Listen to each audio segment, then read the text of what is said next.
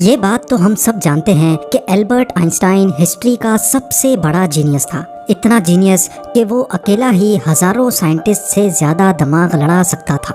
جو چیز ہم انسان سمجھنا تو دور کی بات سوچ بھی نہیں سکتے، وہ آئنسٹائن نے سوچی بھی، سمجھی بھی اور اس کو پوری دنیا کے لیے آسان بھی بنایا۔ البرٹ آئنسٹائن ایک فزسسٹ تھے جنہوں نے تھیوری آف ریلیٹیوٹی، E=mc² اور فوٹو الیکٹرک ایفیکٹ کے لاز بنا کر پوری دنیا کو حیران اور پریشان چھوڑ دیا تھا، اور اس کی وجہ سے ہی ان کو نوبل پرائز سے بھی نوازا گیا۔ ان کی ایکسٹرا آرڈنری سوچنے اور سمجھنے کی صلاحیت دیکھ کر لوگ سمجھتے تھے کہ آئنسٹائن کے پاس ایک اسپیشل برین ہے جو ہم عام انسانوں سے کافی زیادہ مختلف ہے۔ اس بات کا خود آئنسٹائن کو بھی اندازہ تھا، اسی وجہ سے وہ نہیں چاہتے تھے کہ مرنے کے بعد ان کی باڈی کے کسی بھی حصے پر ریسرچ کی جائے، بلکہ انہوں نے تو یہ انسٹرکشنز دے رکھی تھیں کہ مرنے کے بعد ان کی باڈی کو جلا کر راکھ کر دیا جائے۔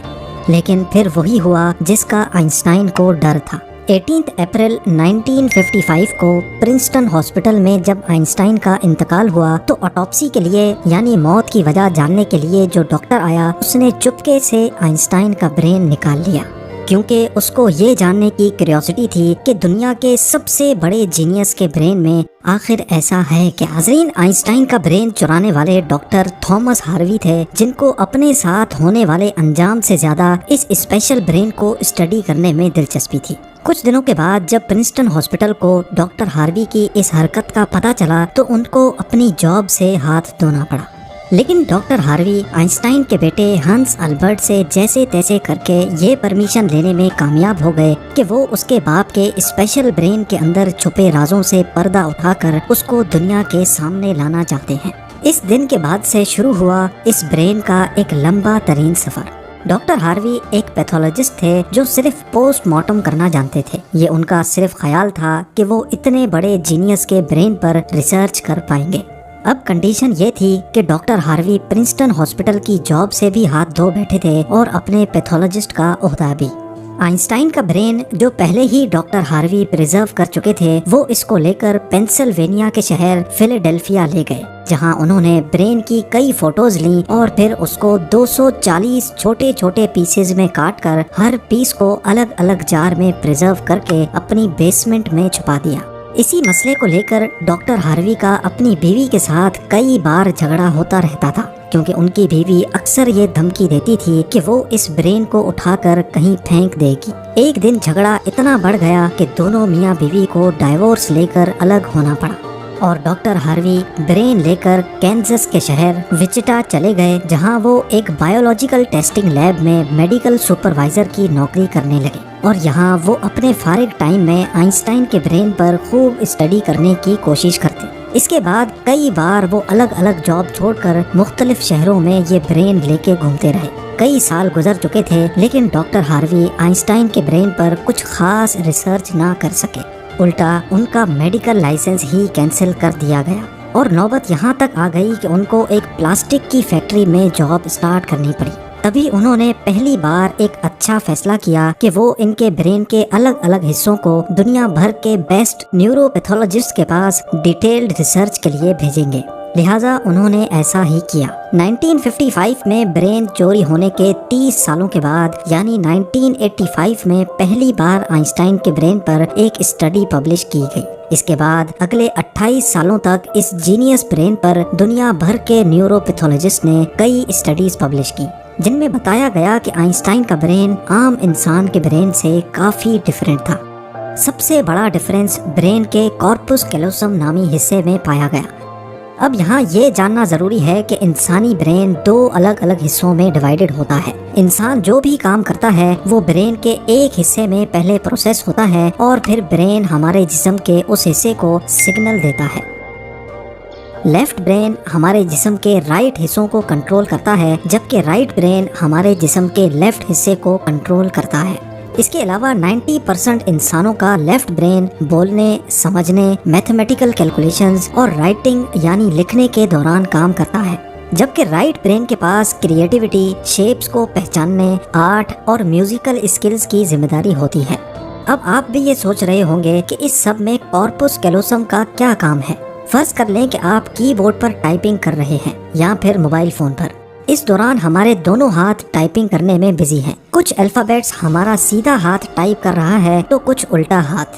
ٹائپنگ کے دوران آپ کے لیفٹ ہینڈ سے ایک مسٹیک ہوئی تو آپ نے فوراً اپنا رائٹ ہینڈ استعمال کر کے اس مسٹیک کو اریز کیا. تو اس کا مطلب یہ ہوا کہ جب ہمارے رائٹ برین سے مسٹیک ہوئی تو اس نے لیفٹ برین کو فوراً سگنل دے کر وہ مسٹیک ٹھیک کروائی. برین کے دونوں حصے آپس میں جس چیز کے تھرو کمیونیکیٹ کرتے ہیں اس کو کارپس کیلوسم کہا جاتا ہے. اور آئنسٹائن کا کارپس کیلوسم عام انسانوں کے مقابلے میں کچھ زیادہ ہی بڑا تھا. یعنی ان کا لیفٹ اور رائٹ برین کا آپس میں بہت اسٹرانگ کنیکشن تھا، جس کی وجہ سے آئنسٹائن ایک ہی وقت میں کافی کمپلیکس پرابلمز اور سچویشنز کو امیجن کر سکتے تھے. کارپس کیلوسم کے بڑے ہونے کے علاوہ آئنسٹائن کے برین کا پیٹرن بھی عام انسانوں سے کافی مختلف تھا، اور ریسرچرز کا ماننا ہے کہ اس کی وجہ سے برین میں نیورونز کا فلو کافی بہتر تھا. نیورونز کے اچھے فلو ہونے کا مطلب ہے کہ ان کی میتھمیٹیکل کیلکولیشنز کی پاور کافی زیادہ اسٹرانگ تھی. Albert Einstein complex mathematical problems کو بغیر پین اور پیپر کے اپنے دماغ کی مدد سے ہی سالو کرنے کی قابلیت رکھتے تھے. نیورونز زیادہ ہونے کی ایک اور وجہ بھی ریسرچ پیپرز میں بتائی گئی. جب آئنسٹائن کے برین کا وزن کیا گیا تو اس کا وزن 1230 گرام تھا، جبکہ عام انسانوں کا 1400 گرام ہوتا ہے. ریسرچرز کا ماننا ہے کہ ان کے برین کی لائننگ کافی پتلی تھی، جس کی وجہ سے ان میں زیادہ نیورونز پائے جاتے تھے. لیکن سب سے بڑا سوال ابھی بھی وہی تھا کہ کیا آئنسٹائن ایسے اسپیشل برین کے ساتھ پیدا ہوئے تھے یا ان کے پیدا ہونے کے بعد اس میں چینجز آئیں. جانچ کے بعد معلوم پڑا کہ البرٹ آئنسٹائن جب پیدا ہوئے تھے تو وہ پورے 5 سالوں تک بول نہیں سکتے تھے، جبکہ دوسرے بچے 2 یا 3 سال کی عمر میں بولنا شروع کر دیتے ہیں. جب انہوں نے بولنا شروع بھی کیا تب بھی وہ زیادہ بولنا پسند نہیں کرتے تھے، بلکہ ہمیشہ اپنی سوچوں میں ہی گم رہتے تھے. ان کے پاس چیزوں کو میمورائز کرنے کی پاور کافی کم تھی، یہاں تک کہ ان کو سمپل میتھس کے ٹیبل بھی یاد کرنے میں مشکل ہوتی تھی. وہ میتھس اور نمبرز کو لاجیکل طریقوں سے پروسیس کرنے کے ماسٹر تھے، نہ کہ ان کو رٹا لگا کر یاد کرنے کے. اسکول لائف میں باقی ہر سبجیکٹ میں آئنسٹائن فیل ہوتے تھے، صرف میتھس اور سائنس وہ واحد سبجیکٹس تھے جس میں آئنسٹائن کے نمبرز سب سے زیادہ آتے تھے. جب البرٹ آئنسٹائن 12 سال کے تھے تب ایک فیملی ٹیچر اپنی جیومیٹری کی بک ان کے پاس بھول گئے. حیرت انگیز طور پہ صرف ایک ہی دن میں آئنسٹائن وہ پوری بک پڑھ کر اپنے جیومیٹری کے کانسیپٹس کلیئر کر بیٹھے. نہ صرف اتنا بلکہ صرف 14 سال کی عمر میں ہی وہ انٹیگرل اور ڈفرینشیل کیلکولس کے ماسٹر بن چکے تھے. میتھس اور سائنس میں ان کی اتنی اسٹرانگ گرپ تھی کہ جب وہ کلاس روم میں کوئی سوال پوچھنے کے لیے ہاتھ کھڑا کرتے تھے تو پروفیسرز گھبرانے لگتے تھے، کیونکہ آئنسٹائن کے اکثر سوال ٹیچرز کے بھی اوپر سے گزر جاتے تھے. چھوٹی سی عمر میں ہی وہ اس یونیورس کے لاز کو ایک چھوٹی سی ایکویشن میں بند کرنا چاہتے تھے، اور یہی انہوں نے اپنی زندگی کا مقصد بنا لیا تھا. 26 سال کی عمر میں آئنسٹائن نے 4 ریسرچ پیپرز پبلش کر کے پوری دنیا کو حیران کر ڈالا، اور اسی وجہ سے ان کو PhD کی ڈگری اور ہیومینٹی کے لیے اعلیٰ کردار ادا کرنے کی صورت میں نوبل پرائز سے بھی نوازا گیا. اس کا اندازہ آپ صرف اس بات سے لگا لیں کہ آج بھی آئنسٹائن کی ان تھیسس کے بنا سائنس بالکل ادھوری ہے.